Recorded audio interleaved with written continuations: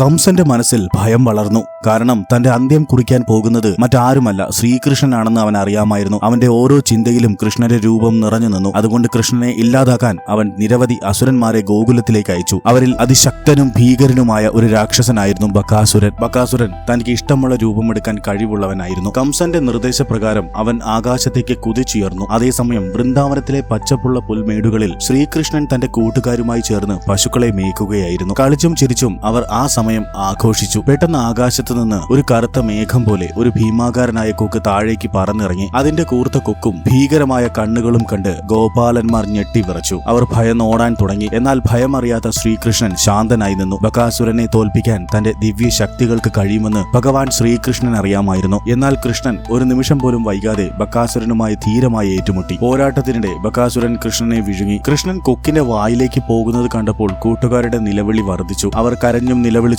അത് നോക്കി നിന്നു. എന്നാൽ ഭീമാകാരനായ രാക്ഷസന്റെ വായിൽ നിന്ന് കൃഷ്ണൻ പുറത്തേക്ക് വരാൻ തുടങ്ങി. അങ്ങനെ കൃഷ്ണൻ രണ്ട് കൈകൾ കൊണ്ടും ബകാസുരന്റെ കൊക്കിൽ പിടിച്ച് അതിനെ ശക്തിയായി വലിച്ച് രണ്ടായി പിളർന്നു വലിച്ചെറിഞ്ഞു. ഞെട്ടിക്കുന്ന ശബ്ദത്തോടെ ബകാസുരന്റെ ശരീരം നിലം പതിച്ചു. ശ്രീകൃഷ്ണൻ സുരക്ഷിതനാണെന്ന് അവൻ കൂട്ടുകാരെ ആശ്വസിപ്പിച്ചു. ഗോകുലവാസികൾ കൃഷ്ണന്റെ ദിവ്യ ശക്തി കണ്ട് അത്ഭുതപ്പെട്ടു. ഈ സംഭവം ഒരു അസുരന്റെ അന്ത്യം മാത്രമല്ല, ശ്രീകൃഷ്ണൻ വെറുമൊരു സാധാരണ ബാലനല്ലെന്നും പരമമായ വാസുദേവനാണെന്നും തെളിയിക്കുന്നതായിരുന്നു. ഭഗവാൻ ശ്രീകൃഷ്ണന്റെ കുട്ടിക്കാലത്തെ ഈ ചെറിയ കഥ നിങ്ങൾക്ക് ഇഷ്ടമായാൽ ലൈക്ക് ആൻഡ് സബ്സ്ക്രൈബ് ചെയ്ത് കമന്റ് ബോക്സിൽ ജയ് ശ്രീ രാധാകൃഷ്ണ എന്ന് ടൈപ്പ് ചെയ്യുക. ജയ് ശ്രീ രാധാകൃഷ്ണ. രാധേ രാധേ.